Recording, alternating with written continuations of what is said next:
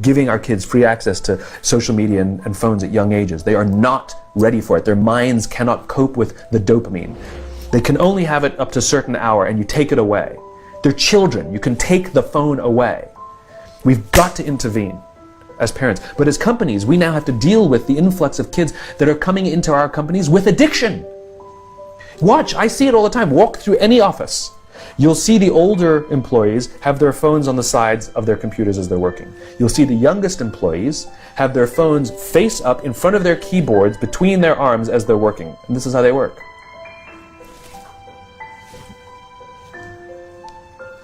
And the science is alarming. They did experiments on mice where they did the multitasking. They put flashing lights to mimic going from the computer to the cell phone, the computer to the cell phone to the TV. The mice that were exposed to the changing lights, it took them 3 times longer to solve a maze than the mice that weren't, and the damage was permanent. There is a subconscious reaction to these devices when we use them, okay? What if I were to hold my phone while I'm talking to you? I'm not checking it, it's not buzzing, it's not beeping, I'm nothing, I'm just holding it. Do you feel at this moment that you are the most important thing to me right now? No, you do not. Because there is a subconscious reaction we have to the device. When it is out, it makes the people around us feel that they are less important. So when we're walking down the halls in our offices and somebody says, hey boss, can I ask you a question? You go, sure, what's on your mind? We've just told them they're not that important. Or we can go, sure, what's on your mind? And if you don't have a pocket, find a shelf, put it on the shelf, come back and say, sure, what's on your mind?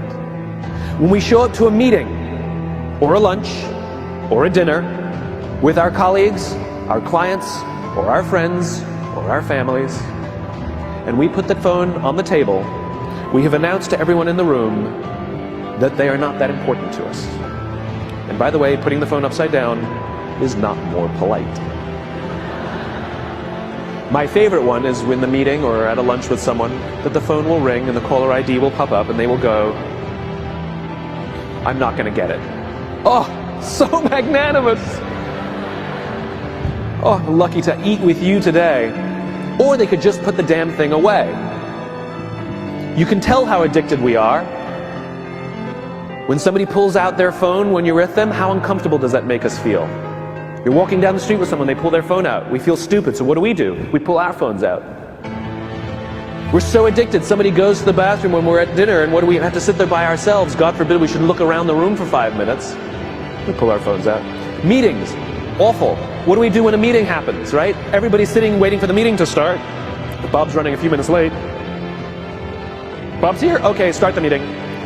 Do you know when relationships are built? All that in between time.